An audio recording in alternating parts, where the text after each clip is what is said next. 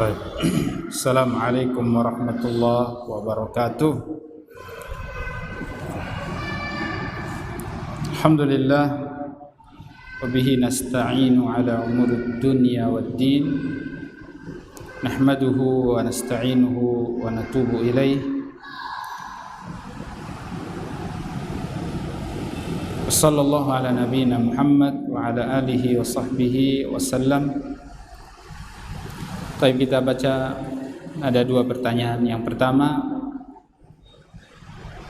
izin bertanya dan mohon petunjuk bagaimana hukumnya seseorang yang berhutang atau dihutangi dan menjaminkan anaknya jika tidak sanggup melunasinya. Allah. Jadi tidak sanggup bayar hutang, anak dijual, anak digadaikan. Kayaknya cuman ada di zaman kita sekarang ya. Jual beli manusia. Ini sama dengan jual beli manusia.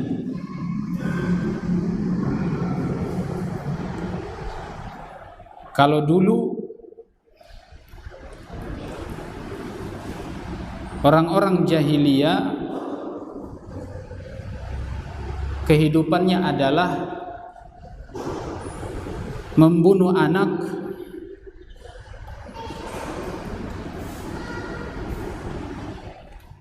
karena takut miskin.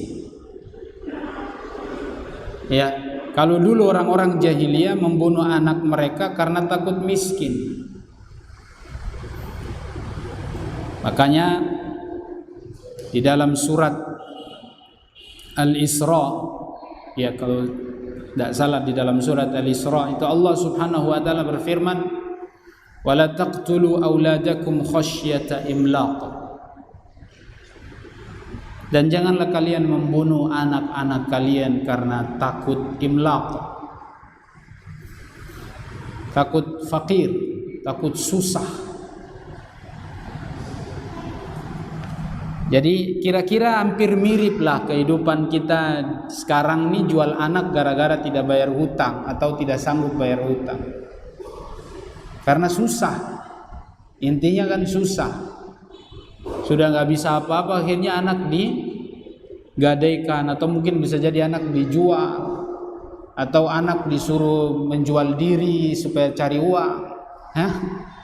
Bisa jadi disuruh melacur supaya dapat uang karena susah. Jadi hampir mirip-mirip lah kalau zaman kita sekarang ini ya, ada manusia yang seperti itu ya, jual anak, gadain anak, sewakan anak, apalagi mungkin anaknya perempuan ya. Ada yang mungkin mirip karena dia tidak bayar hutang, akhirnya anaknya harus dinikahkan ke seorang yang berduit supaya bisa nanti bayar hutangnya, walaupun mungkin orang ini, laki-laki ini agamanya tidak bagus, agamanya buruk, tapi ya terpaksa harus dinikahkan dengan laki-laki itu supaya bisa mungkin narik uang, minta uang dari situ. Tidak melihat sisi agamanya, padahal Nabi sangat menganjurkan, menekankan kalau menikahkan putri atau anak kita, cari agama dan akhlaknya baik. Agama dan akhlak. Jadi lagi kepada pertanyaan yang tadi, apa hukumnya ya orang yang meminjam tapi tidak sanggup bayar, akhirnya anaknya dijaminkan. Mau dijaminkan, mau diapakan itu anaknya? Ya, anaknya dijaminkan mau diapakan? Apakah jadi milik yang punya uang yang meminjamkan, atau mau diapain? Ini juga akadnya tidak jelas. Ya, mau dipekerjakan atau mau terserah nanti yang meminjamkan uang, mungkin mau dijual lagi, ya. Ini tidak jelas, nggak boleh. Yang jelas tidak boleh. Ini hampir mirip dengan orang jahiliyah dulu ketika mereka kesusahan, mereka bunuh anak. Makanya Allah larang dalam satu ayat yang lain juga, atau di dalam ayat yang lain juga disebutkan begitu. Wala taqtulu auladakum khasyata imlaq. Jangan bunuh anak-anak kalian karena takut miskin. Nahnu narzuquhum wa iyyakum. Karena kamilah yang memberi rezeki kepada anak-anak dan juga kepada kalian. Artinya kalau kalian takut mereka susah, kami yang ngasih rezeki, bukan ente, bukan bapaknya. Ya, dia cari nafkah, tapi Allah yang tentukan rezekinya. Dan kalian juga dijamin rezeki oleh Allah Subhanahu wa taala. Jadi jangan takut. Ya, memang mungkin juga karena sisi agama kita juga kurang baik, akhirnya Allah persulit urusan hidup kita. Mungkin kita kurang bertakwa, mungkin kita kurang berdoa, ya. Karena sebenarnya orang-orang yang beriman dan bertakwa itu Allah janjikan dimudahkan urusannya, diberikan rezeki dari arah yang tidak disangka-sangka. Itu janji Allah Subhanahu wa taala. Di saat yang sama orang yang bermaksiat itu rezekinya ditahan. Dalam sebuah hadis yang sudah disahihkan oleh Syekh Al-Albani, innar rajula yumna'u minar rizqi lidzanbin yusibu. Sungguhnya seseorang akan dihalangi rezekinya karena dia berbuat dosa. Beda kalau dia bertakwa, Allah kasih mudah urusannya, dikasih rezeki. Ya, jadi sebenarnya jangan dilimpahkan, jangan dibebankan kepada anak. Ya. Na'udzubillah. Ini hampir mirip dengan orang-orang jahiliyah. Kalaupun tidak membunuhnya hampir mirip, karena itu sudah kasihan. Kalau memang di dulu itu mereka bunuh, ya. Mereka bunuh. Apalagi kalau di zaman jahiliyah itu mereka punya anak perempuan itu langsung dikubur hidup-hidup. Ya. Yatawara minal qaum min su'i ma busyira bihi. Ya, dia malu, dia bersembunyi dari manusia karena dia merasa sangat hina kalau dia punya anak perempuan. Ya. Apakah dia akan biarkan atau yadussuhu fit turab? Apakah mau dipendam, dikubur hidup-hidup? Ya, itu pilihan dari kondisi yang saat itu memang sulit bagi mereka. Jadi kalau bunuh anak, jual anak, hari ini mungkin ya tidak sama dengan di zaman dulu, ya, tapi sama saja sebenarnya intinya itu menelantarkan dan menghinakan, ya, menelantarkan menghinakan anak-anak kita. Dan sebenarnya secara akad juga tidak jelas itu anak jadi, dan sejak kapan anak jadi barang, ya, diperjualbelikan atau disewa menyewakan, sejak kapan? Cuma akhir zaman seperti sekarang kita saja baru mungkin ada begitu. Ya, manusia begitu, mau misalnya digadaikan atau mau dijaminkan, yang mau dipakai apanya? Yang nanti nilainya itu bisa menutupi hutang kita. Hah? Apa mau seumur hidup? Nggak boleh. Ini tidak jelas, goror. Ya, tidak jelas juga nih. Kalau misalnya biar anak saya nanti kerja di situ, misalnya mungkin dia pengusaha, biarlah anak saya nanti kerja di situ. Kalau dia yang diambil adalah jasanya dia, misalnya dia kerja di situ selama 1 tahun, 2 tahun, ya, supaya bisa menutupi hutang, ya bisa aja. Tapi kalau digadaikan orangnya, itu tidak jelas. Nah, tapi itu jawaban dari pertanyaannya. Kemudian saya pernah mendengar cerita dari seorang teman, ada seorang akhwat yang jatuh di kampus. Ya, jatuh di kampus, mau jatuh di mana, ya. Kemudian terkilir sehingga tidak bisa bangun. Di sekitarnya ada beberapa ikhwan laki-laki yang coba membantu. Tapi si akhwat tidak mau, katanya mau tunggu teman akhwat lain saja yang menolong. Gimana sikap ikhwan maupun akhwat seharusnya dalam keadaan seperti itu? Atau bahkan lebih parah di jalanan misalnya. Semoga kita semua dijauhkan dari hal buruk maupun di jalanan. Apa sikap seorang yang kondisinya sudah jatuh tadi, apakah dia harus menerima bantuan dari laki-laki yang bukan mahramnya?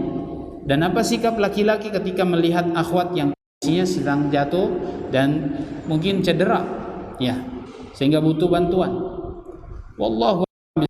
Kalau memang darurat, kalau memang berbahaya, ya dibantu, tidak ada masalah. Ya, laki-laki membantu tidak ada masalah. Kalau memang sudah darurat di situ tidak ada yang bantu, kalau tidak dibantu bisa mati misalnya, bisa celaka, berbahaya misalnya, mencederai dia, membuat dia cacat atau sampai mati misalnya, maka harus segera dibantu, tidak bisa dibiarkan seperti itu. Karena ini sudah dalam kondisi darurat. Tapi kalau memang masih bisa ya bergerak sendiri, ya tidak dibantu pun tidak ada masalah, dan akhwatnya nolak nggak ada masalah. Ya, kalau sudah dalam kondisi darurat, yang haram itu boleh dilanggar. Jadi kaidahnya itu adalah ad-darurah tubihul mahzurat. Kalau kondisi darurat, dalam kondisi darurat yang haram boleh dilakukan. Contoh orang kelaparan di hutan, nggak ada makanan kecuali bangkai yang haram. Ya, ular mati, tikus mati, babi mati, atau apapun yang sudah jadi bangkai, burung mati, itu ya makan, cukup untuk mengganjal perut, menghilangkan laparnya, selesai. Kalau Imam Syafi'i bilang, kalau misalnya dia perkirakan perjalanan dia jauh, dalam jelaskan kalau perjalanannya jauh dan nanti khawatir tidak ada makanan, boleh dia bawa bangkai itu. Tapi buat untuk dimakan, mengganjal perut saja, bukan untuk mau dijual, ya. Kalau di masih belum ada perkiraan ada makanan, dia boleh. Khawatir di sana juga mungkin tidak ada bangkai, dia boleh bawa untuk makan itu. Tapi kalau memang pada saat itu mungkin di tempat itu tidak ada apa-apa kecuali bangkai, dia makan, selesai. Mungkin nanti ada apa, ya silakan, dia tidak bawa bangkai itu. Ya, kalau dalam kondisi darurat boleh kita melakukan sesuatu yang haram jadi halal, yang haram jadi halal, bukan halal lagi tapi halal. Haram berubah jadi halal. Nah, terlarang berubah jadi boleh. Nah,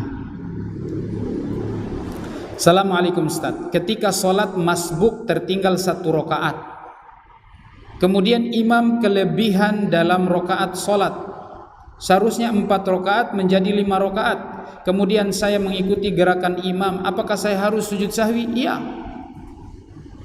Dan imam yang harus sujud sahwi, dia yang bawa jamaah, dia bimbing jamaah, maka dia yang harus sujud sahwi karena dia menambah rukun, dan menambah rukun wajib sujud sahwi. Dalam 3 keadaan kita diwajibkan sujud sahwi: menambah rukun dan kewajiban, menambah rukun dan kewajiban, rukun sholat maksudnya, dan kewajiban sholat, atau menambah rukun, mengurangi rukun dan kewajiban, itu wajib sujud sahwi. Kemudian antum ragu sujud sahwi. Ragu tadi berapa rakaat, sujud sahwi di akhirnya.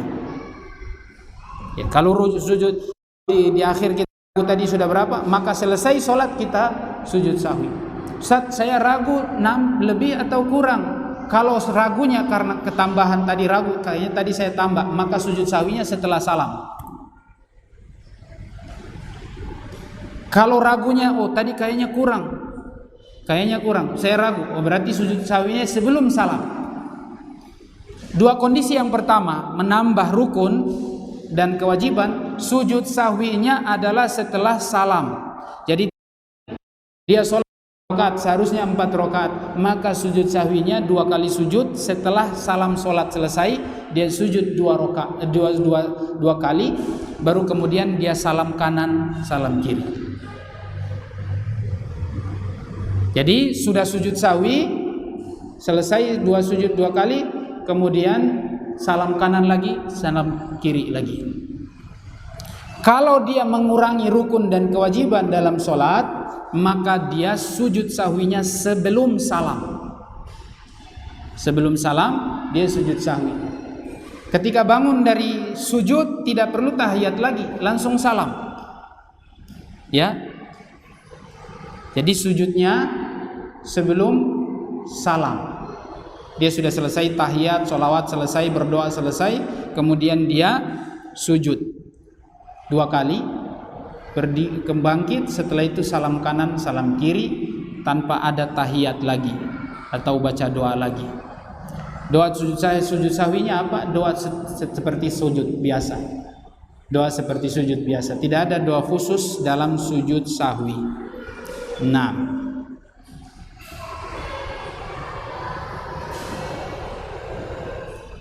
baik.